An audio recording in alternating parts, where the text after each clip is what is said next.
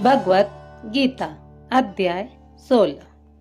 अहंकार नहीं राज्य में वही कष्ट का सार, क्रोध न हो रोगी नहीं सुखी सदा परिवार। धन्य वही नर जगत में जपे जो मेरा नाम, मैं उनका ही दास हूँ अर्जुन अठोया।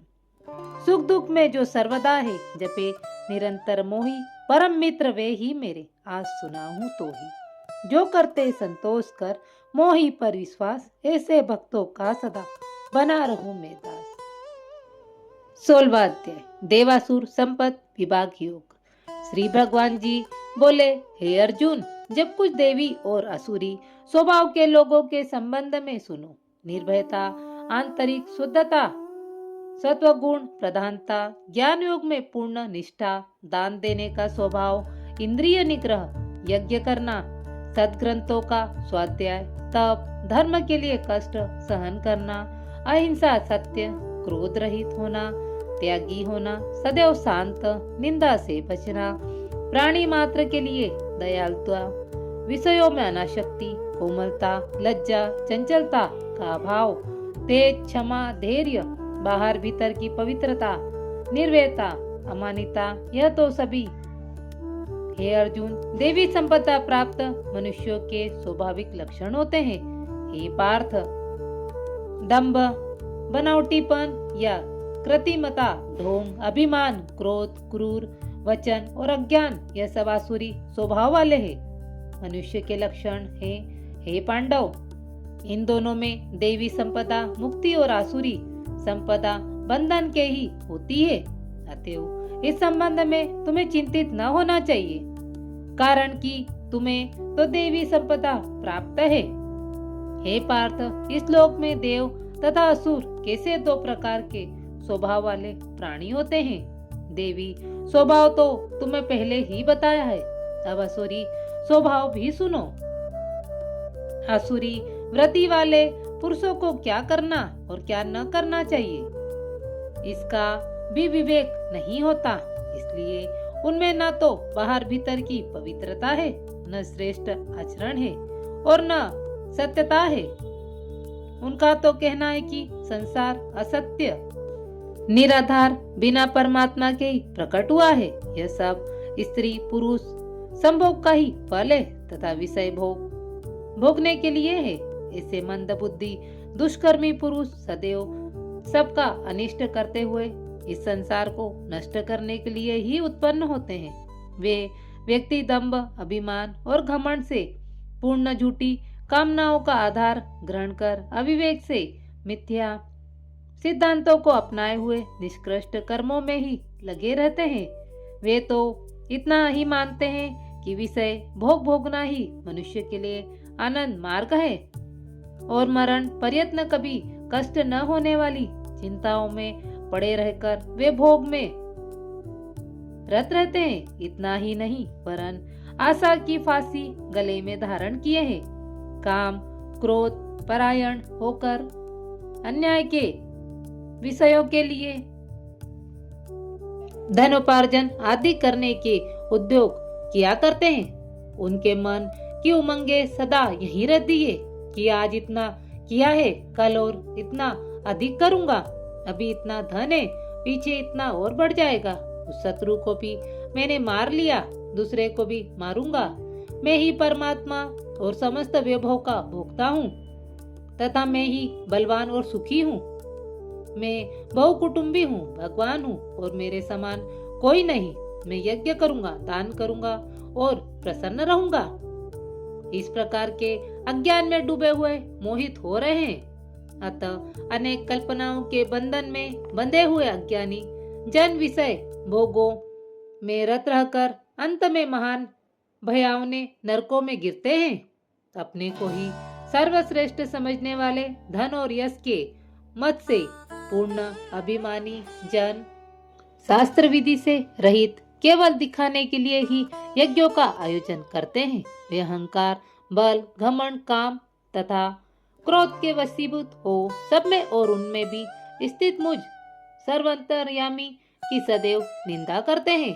उन द्वेष करने वाले निष्कृष्ट और अधम पापियों को मैं बारंबार नीच योनि में उत्पन्न करता हूँ।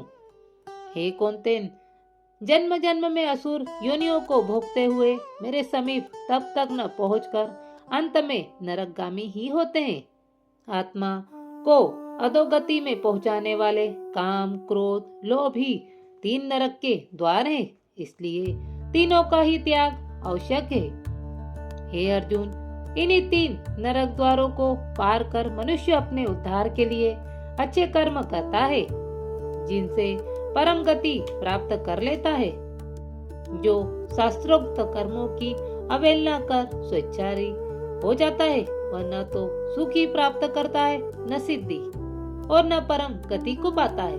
करना क्या चाहिए और क्या न करना चाहिए, इसमें शास्त्र ही प्रमाण है। अतएव ऐसा विचार कर तुम्हारे लिए शास्त्रोक्त कर्म ही करने योग्य है। 16वें अध्याय का महत्व। श्री नारायण जी बोले, हे लक्ष्मी, सौराष्ट्र देश का राजा खड़गबाहु बड़ा धर्मात्मा था। उसके राज्य में घर घर ठाकुर मंदिर थे, जहाँ लोग बड़े बड़े यज्ञ करते थे और उनके घरों में स्वर्ण के जड़ाऊ खंबे जड़े हुए थे। राजा बड़ा हरि भक्त व संत सेवक था। उसकी प्रजा भी अति सुखी थी। राजा के घर में बहुत हाथी, घोड़े और धन था। उन हाथियों में एक मस्त हाथी था, जिसकी धूम मची रहती, जो महाभावतों को पास न आने देता। जो उस पर चढ़ता उसे मार डालता। उस हाथी के पांव में जंडी डाले रहते थे, जिसके छेद से राजा ने विदेशों में महावत बुलाकर कहा, कोई ऐसा हो जो इस हाथी को वश में करे, उसे मैं बहुत धन दूंगा। हे लक्ष्मी, वह राजा हाथी के लिए मंदिर के आगे खड़ा रहता। जिधर वह जाता राजा भी जाता। हाथी लोगों को बहुत दुख देता।